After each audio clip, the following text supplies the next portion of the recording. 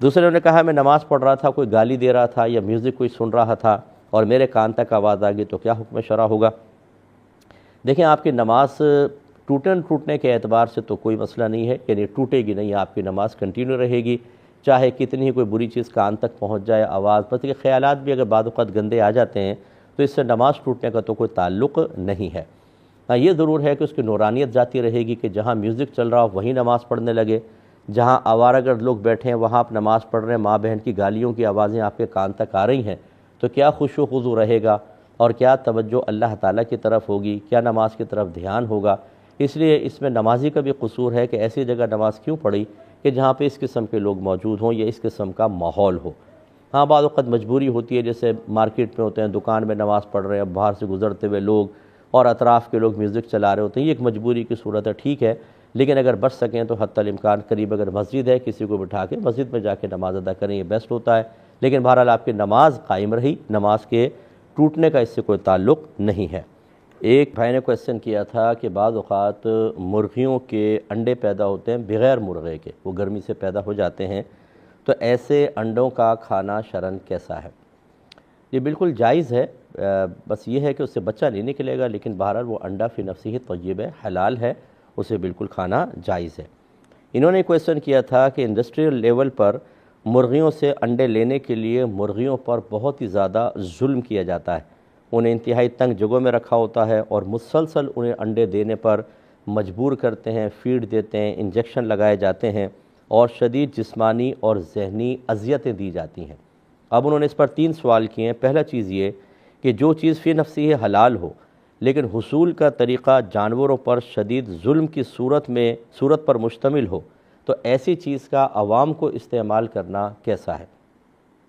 دیکھیں عوام اس بات کی مکلف نہیں ہے کہ وہ پروسیس بھی جانے کہ کس طریقے سے چیز حاصل ہوئی ہے، اس کے لیے اتنا ہی کافی ہے کہ وہ یہ بات جانتی ہو کہ یہ میرے لیے طیب اور حلال ہے اور اس میں کوئی حرام کی آمیزش نہیں ہے، تو وہ اس کو بالکل استعمال کر سکتے ہیں، لہٰذا عوام پر تو کوئی الزام نہیں ہے۔ ہاں جو جانوروں پر اس طرح ظلم کر رہے ہیں یہ مزاج شرع کے بالکل خلاف ہے، کیونکہ ہمارا مذہب تو یہ کہتا ہے کہ نبی کریم صلی اللہ علیہ وسلم نے جیسے قربانی کے جانوروں کے بارے میں فرمایا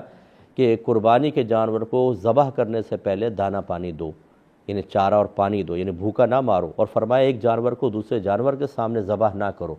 علماء نے اس کی توضیح بیان فرمائی کہ اس سے جانور کو وحشت پیدا ہوگی، اس تک کا شریعت خیال کرتی ہے، لیکن اگر کوئی اس چیز کا خیال نہیں کر رہا ہے تو وبال اس پر ہے، لیکن حاصل شدہ انڈے جو ہیں وہ خود طیب حلال فی نفسہ ہی، اور عوام کو اس بات کا مکلف نہیں بنایا کہ وہ تحقیقات کرے، لہٰذا کھانا بالکل جائز ہے۔ دوسرے نے فطر پڑھ لیے، وضو چھوڑ دیا، بغیر وضو کے پڑھ لی اور بعد میں اس کو لوٹایا، کیا حکم شرع ہوگا؟ دیکھیں پہلی بات تو یہ ہے کہ چاہے آپ کو کتنی ہی عادت پختہ ہو، ہمارا مشورہ یہ ہے کہ وطر کو پہلے پڑھ لیا جائے، کیونکہ یہ شہری زندگی کی میں بات کر رہا ہوں، کیونکہ ہمارے روٹین بدلتے رہتے ہیں اور بہت سارے بھائی بہن یہ کہتے ہیں کہ ہماری وطر قضا ہو جاتے ہیں، اس لیے عشاء کے ساتھ ہی پڑھ لیں بہتر ہے۔ یہ نفس کو سستی پہ محسوس ہوتی ہے بعض اوقات کہ یار ابھی چھوڑ دو بعد میں پڑھ لیں گے، اور پھر بعد میں خطرے میں پڑ جاتے ہیں، پہلے پڑھ لیں بہتر ہے۔ لیکن بہرحال اب ہوا یہ کہ جب آپ نے وقت قلیل تھا تو اس کے لیے آپ کو تیمم کر کے آپ اگر پڑھ لیتے ایک قول کے مطابق تو زیادہ بہتر تھا، لیکن بے وضو وطر پڑھنا اگر تو یہ وطر کو حقیر، نماز کو معمولی حقیر سمجھ کر تھا پھر تو کفر ہے، یاد رکھیں، اور اگر حقیر اور معمولی سمجھ کر نہیں تھا، بے خیالی میں جلدی سے بس پڑھ لیا کہ یار وطر ادا ہو جائے، تو کم از کم گناہ کبیرہ ضرور ہے۔ اس طریقے سے کوئی عام آدمی خود اجتہاداً فیصلہ کر کے عبادات کو اختیار نہیں کر سکتا۔ فَاسْأَلُوا أَهْلَ الذِّكْرِ إِن كُنتُمْ لَا تَعْلَمُونَ، اگر تم نہیں جانتے اہل علم سے پوچھو۔ اس لیے پہلے سے تمام مسائل سیکھ لینے چاہیے کہ کبھی اگر میرے لیٹ آنکھ کھلتی ہے تو مجھے کیا طرز عمل اختیار کرنا ہے، کہاں پہ مجھے یہ تیمم جائز ہے، کہاں تیمم جائز نہیں، چاہے نماز قضا ہو جائے، اگر تیمم سے نماز پڑھوں گا تو لوٹائی جائے گی کہ نہیں لوٹائی جائے گی، یہ سارے مسائل سیکھنے ہوتے ہیں اور عاقل بالغ کو سیکھنا لازم ہوتے ہیں۔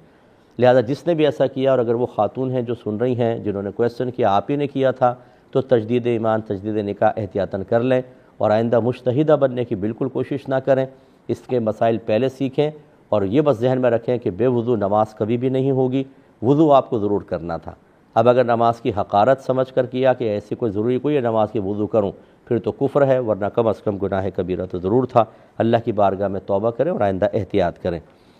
ایک بہن نے کویسچن کیا تھا، یہ ہالینڈ سے آیا تھا کویسچن، وہ کہتی ہیں کہ ہمارے یہاں عورتیں اس طرح ختم کراتی ہیں کہ 11,000 بادام، یعنی 11,000 مرتبہ سورہ اخلاص پڑھنی ہے اور اتنی ہی تعداد کے بادام ہوتے ہیں، وہ پڑھیں گی اور جب پڑھیں گی تو کوئی درمیان میں بات نہیں کرے گا، اگر بات کر لے گا تو دوبارہ سٹارٹ کرے گا۔ جب یہ 11,000 مرتبہ پورا ہو جائے گا تو کوئی عورت ایک بادام اٹھائے گی اور منت مانتی ہے کہ میرا کام ہو گیا تو یہی ختم میں بھی کرواؤں گی۔ اگر اس کی منت پوری ہو گئی تو پھر اس پر بھی یہ لازم مانتے ہیں کہ 11,000 مرتبہ سورہ اخلاص، 11,000 بادام پہ پھر وہی سلسلہ۔ کبھی ایک چیز لڈوؤں پر بھی ہوتا ہے انہوں نے کہا، تو یہ بتائیے ایک باجی نے اس طرح باجی کو کرتے ہوئے دیکھا تھا، کوئی مخصوص انہوں نے ادارے کا بتایا، اس سے وابستہ ایک باجی تھیں، تو عورتیں ان کو دیکھ کے شروع ہو گئیں، کیا حکم شرع ہوگا؟ دیکھیں اس طرح کی چیزوں کا اسلام سے کوئی تعلق نہیں ہے، اگرچہ میں اس کو ناجائز نہیں کہہ رہا ہوں کہ یہ اس طرح سورہ اخلاص پڑھنا بھی جائز، بادام رکھنا بھی جائز، اللہ تبارک و تعالیٰ کی بارگاہ میں کسی عبادت کا وعدہ کرنا جس کو منت سے تعبیر کرتے ہیں وہ بھی جائز، لیکن یہ جو اہتمام کرنا اس طرح کا 11,000 مرتبہ سورہ اخلاص پڑھنا، یہ کوئی آسان کام ہے؟ کتنا لمبا ٹائم، کتنے گھنٹے اس میں لگیں گے؟ پھر باداموں کا تکلف، پھر ایک بادام اٹھا کر منت ماننا۔ ہم اپنی آنے والی نسلوں کو اصل دین سے ہٹا کر نہ قرآن کی بات کرو، نہ حدیث کی کرو، نہ فقہ کی کرو، نہ سیرت